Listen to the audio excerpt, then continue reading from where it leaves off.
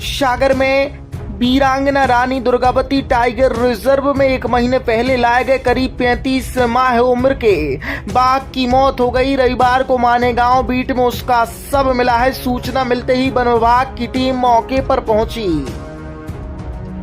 अंधेरा होने के कारण विस्तृत सर्चिंग नहीं हो सकी, जिसके बाद सोमवार सुबह डॉग स्क्वाड के साथ जांच तेज की गई।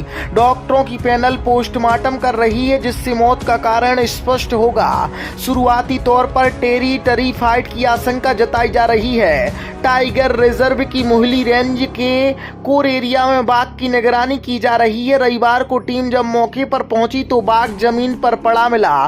पास जाकर देखने पर उसकी मौत की पुष्टि हुई। कॉलर आईडी से मूवमेंट ट्रैक किया जा रहा था। पिछले 3 महीनों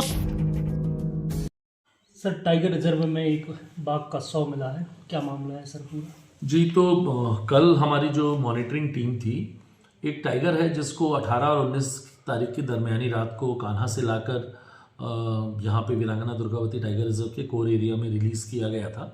उसको रेडियो कॉलर भी पहनाया था और हमारी टीम उसको लगातार फॉलो कर रही थी। बट जब भी कोई टीम रेडियो कॉलर टाइगर को फॉलो करती है तो कई लोगों को ऐसा भ्रम है कि वो टाइगर को देखती रहती है। टाइगर को नहीं देखती है। टाइगर के कोशिश करती है कि वो 500 मीटर 700 मीटर की जद में रहे, ताकि उनके पास जो एंटीना होता है उसमें सिग्नल आते रहें। तो ऑब्वियसली जंगल में तो 10-20 मीटर से दूर देखना संभव नहीं होता है। बट हमारी टीम को मालूम था कि उनसे लगभग 500 मीटर की रेडियस में या 700 मीटर की रेडियस में वो बाघ है। और विगत दिनों से जब से ये आया था तो बहुत ज़्यादा मूवमेंट नहीं करता था ये बाघ। तो आज भी ऐसा ही हुआ जब 2 दिन हो गए और मूवमेंट नहीं हुई, क्योंकि 1 दिन तक तो लगा नॉर्मल है, और पर दूसरे दिन भी जब मूवमेंट नहीं हुआ उसका और इन्होंने उसको पास जाके जब देखने की कोशिश करी तीसरे दिन, तो फिर उसकी वहाँ पे डेड बॉडी मिली। और कल शाम को लगभग 5:30 बजे का ये वाक़या है और इसकी हमने प्रेस रिलीज भी कल ही जारी करी थी। और आज सुबह सुबह जो वरिष्ठ वन्य प्राणी चिकित्सक हैं पन्ना टाइगर रिजर्व के, डॉक्टर संजीव गुप्ता, वो आ गए थे। और राष्ट्रीय बाघ संरक्षण प्राधिकरण ने एक एक्सपर्ट डॉक्टर हैं डॉक्टर प्रशांत देशमुख, उनको भोपाल से भेजा था। वो और उनके साथ एक और डॉक्टर आए थे। और जैसा कि NTCA का प्रोटोकॉल है, एक स्थानीय डॉक्टर है डॉक्टर नीरज ठाकुर, उनको भी हमने बुलाया हुआ था। तो ये 3 या कहूँ 4 डॉक्टर्स की टीम ने आज वो PM को करा। और हमारे जो CF साहब हैं रिपुदमन साहब, वो भी NTCA का प्रोटोकॉल है कि CF का रहना चाहिए वहाँ पे।